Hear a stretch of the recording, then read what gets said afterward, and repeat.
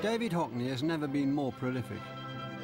His work is constantly evolving, capturing altered perspectives, multiple vanishing points and different moments in time which keep the viewer engrossed and on his toes. In 1988, Hockney offered the South Bank Show a guided tour of the largest exhibition of his work at the Tate Gallery in London. I like the fact, for all sorts of reasons, that the first picture we come to in this massive exhibition is of your father, which you painted when you were 17 or 18, 1955. Can you remember which, 17? 17. Well, it was painted in January because I think it's about the first oil painting I ever did. And it's done on an old canvas my father had given me. He bought it at a jumble sale, the canvas. So I just painted on the top of it. And he said he'd pose, so I painted a portrait of him. And I sent it to an exhibition. It was about the first picture I ever exhibited as well. It was Yorkshire Artists Exhibition in Leeds. I didn't even put any price on it, actually. And somebody wanted to buy it. But it's painted in the kind of way they're beginning to teach you to paint at the art school. One of the nice things about it is what's behind it. The fact that he got you a canvas, he agreed to pose, suggests a degree of encouragement and interest in what you were doing, which is must have been very helpful. He also set up a kind of mirror system so he could watch. You see, after all, if you're painting somebody, they don't watch. But he set up a mirror system. And I think he did keep complaining that the colours were muddy. Well, they are, but I said, well, that's what you have to do at the art school. That's what you have to paint that way. I know it was bought by this man, and eventually, many years later, 20-odd years later, 30-odd years later, you bought it back. What do you think of it now as a painting? Well, it's just a little dull art school picture, actually, but because I did it and it's of my father, it's of great sentimental attachment to me. He talks about his paintings in a way that doesn't sell them and doesn't even explain them, really. He isn't seeking to explain them. He's seeking just to enjoy them and saying this is what, and then he takes off in little arias about them. It's a complete delight to talk to. It's partly in his character. I mean, he's Bradford Grammar School, he was properly brought up. It's partly, I think, to do with this enormous self-confidence that he built up from an early age, very early age. And he was famous from the time he was a student. In his second year, I think it was, when he was at the Royal College, he was selling paintings. Let's move on to We Two Boys Together Clinging. This is 1961, and your paintings you began doing as a student at the Royal College of Art.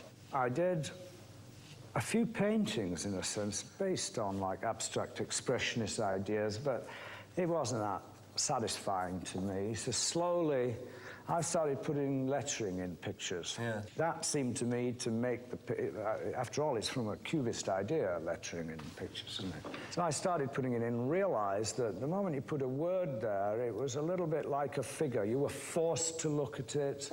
You were forced to read it. You could not but help do that.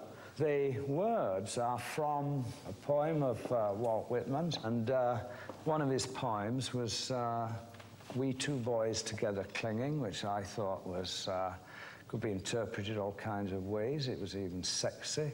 So I made a painting of it and put it in. Did you feel you were rather bold making a painting at that time in '61 called We Two Boys Together Clinging? A little cheeky, perhaps. Is the sense in this is one of the first paintings which is telling people about yourself as a painter, as a person? Yeah, I think when saying, you know, you become aware, say, of homosexuality, so you start dealing with that and telling people, in a sense, to piss off about it. I'm this way, and you do it like that. I mean, that's what you're doing. And in that sense, I suppose it was bold, but I didn't really think so. After all, art students are not really... they don't care too much about what kind of sex you have or what.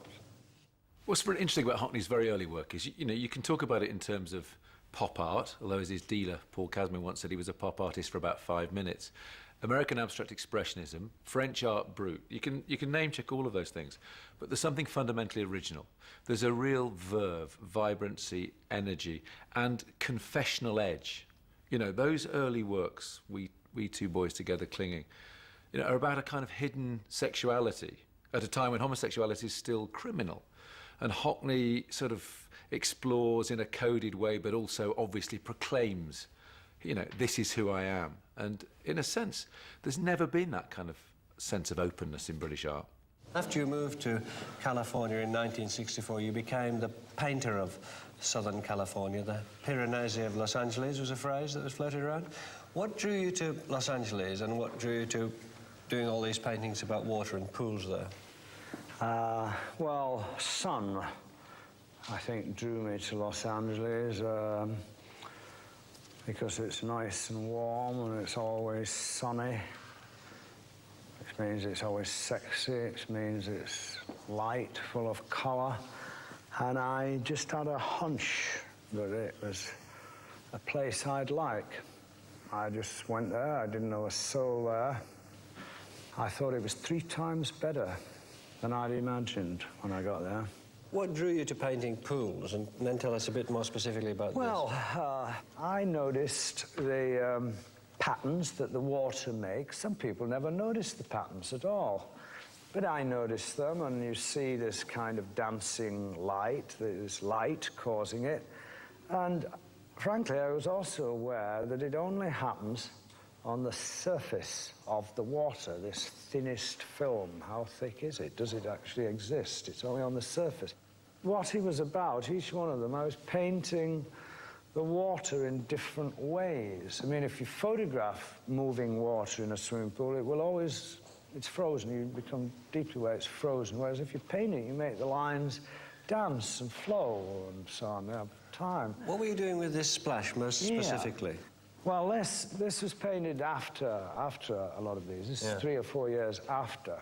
Yes. It's called a bigger splash simply because there's a little splash, there's a splash, and this is bigger, so it was called a bigger splash. It's only referring to the size of the painting, not the size of the splash.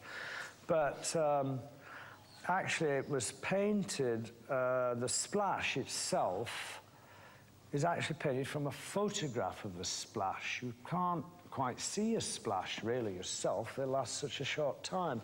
It amused me, the fact that it took me actually about 2 weeks to paint this thing that was a very fragile moment.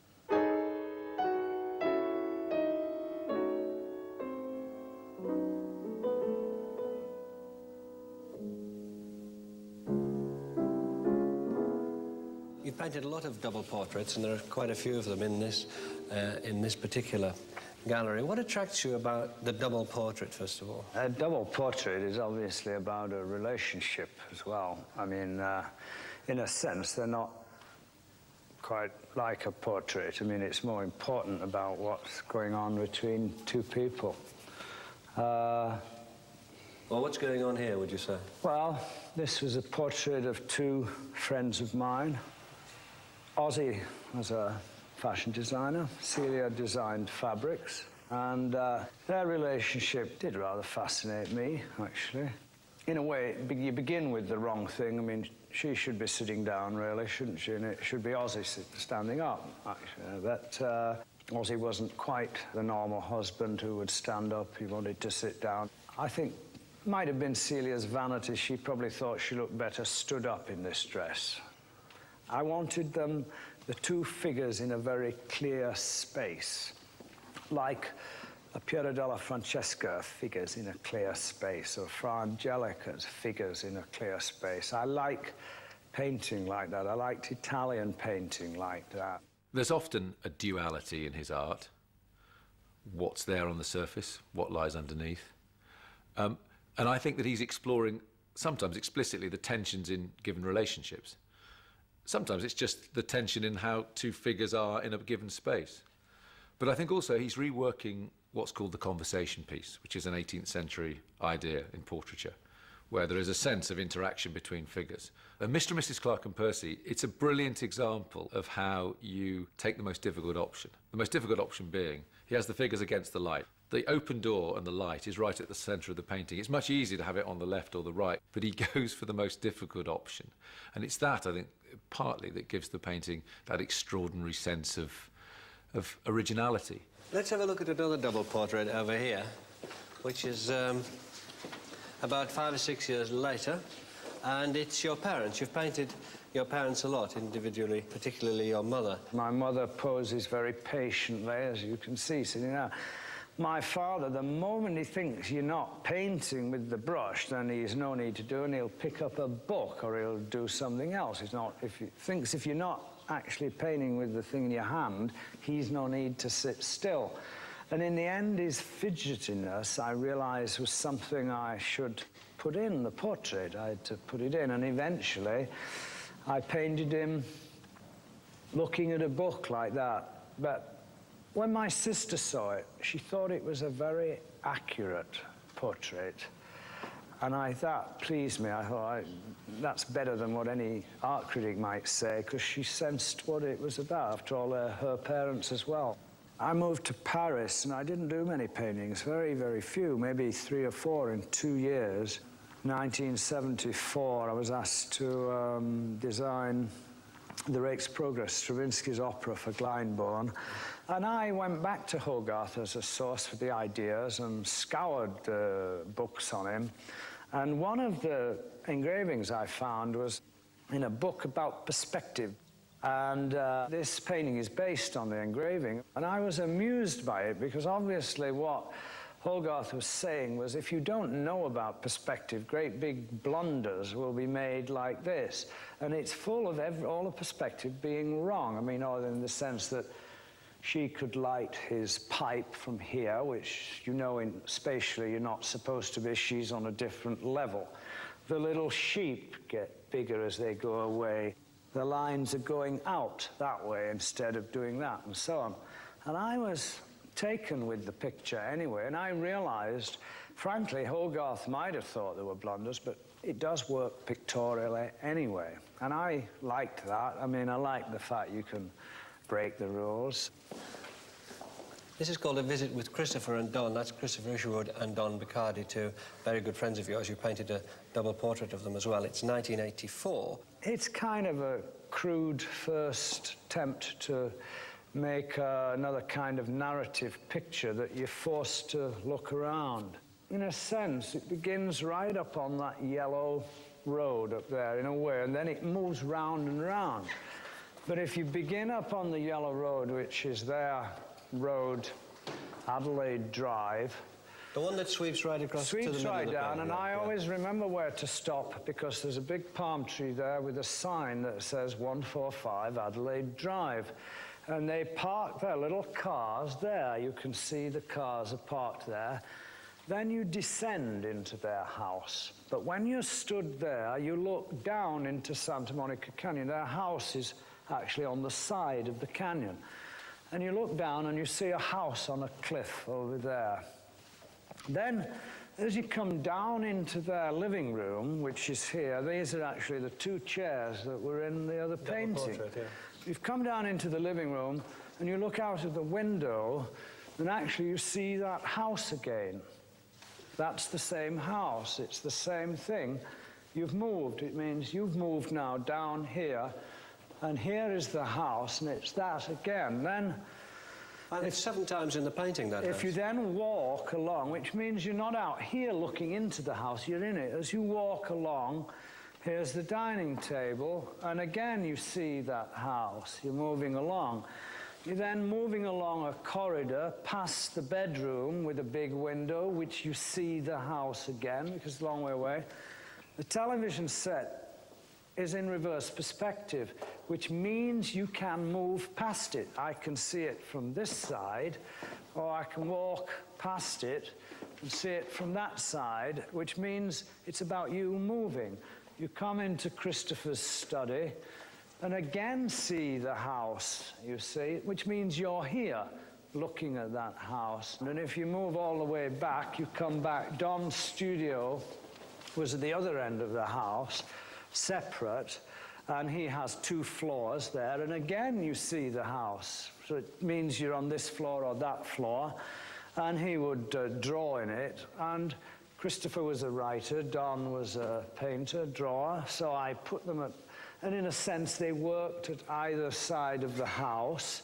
He has this, I won't say fear, but he thinks there's a tyranny in realism, and the phrase realism is problematic.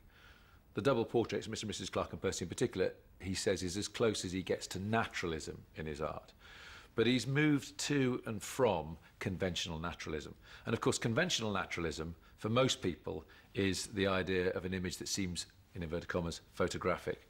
Now, Hockney's really astute about this, and he's one of those rare artists that makes you look at the world again afresh when you've seen his work and when you've thought about what it is that he does.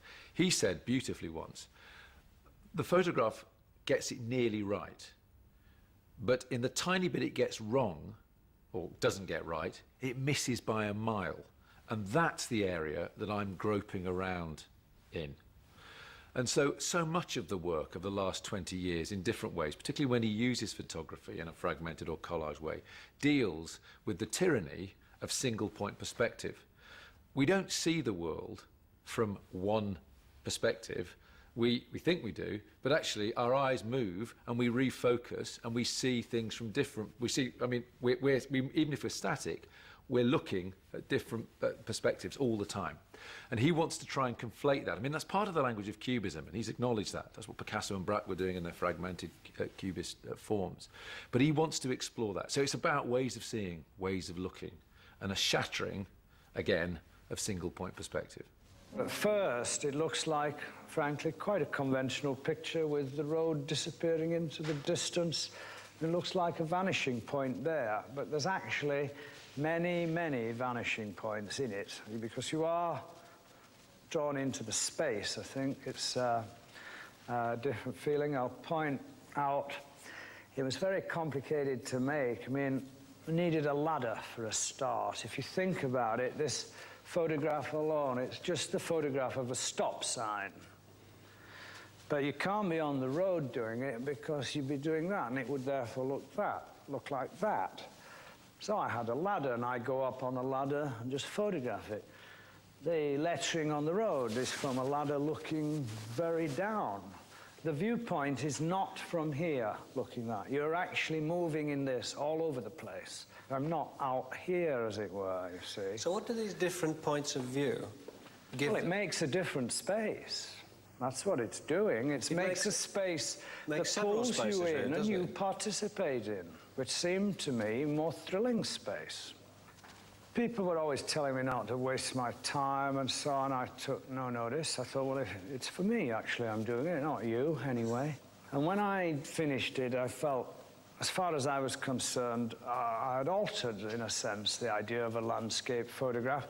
My photography friends in LA said it wasn't a photograph, it was a painting. I said, well, it's just made with a camera and it's made with all the photographic processing. On the other hand, the sky was made many times and I kept changing the color. So in a sense, it was getting near painting. After that, I went back to painting totally. One of the many striking things about David Hockney is that he talks so well. There's almost no need to say anything at all about David, because he said it all about himself several times in different permutations, and very fluently and very well. He's always onto something new and wants to explain it to you. In fact, he wants to convert you to it. And when he's doing something new, like putting the photographs together or whatever next thing has taken his, not so much his fancy, but his interest, then he talks about nothing else. The exhibition starts with a portrait of your father, which you did when you were 17, and ends with a portrait of your mother, which you did very recently indeed. That's sentimental, but is there anything else to it? I didn't plan that first part of the exhibition. This is, we did put it here. This was painted just a few months ago. I painted in June, actually, in Bridlington. I went to stay with my sister, and I painted it there. And you found your mother a very fertile subject throughout the years, haven't you? You've painted her and drawn her and so on a great many times. Well, I mean, when you're drawing I've always said I wasn't that interested in drawing people I didn't know that well because I didn't really know what they looked like. I mean, drawing your mother, or same as photographing your mother, you know a great deal about the face, you know. I painted that face in and out 12 times.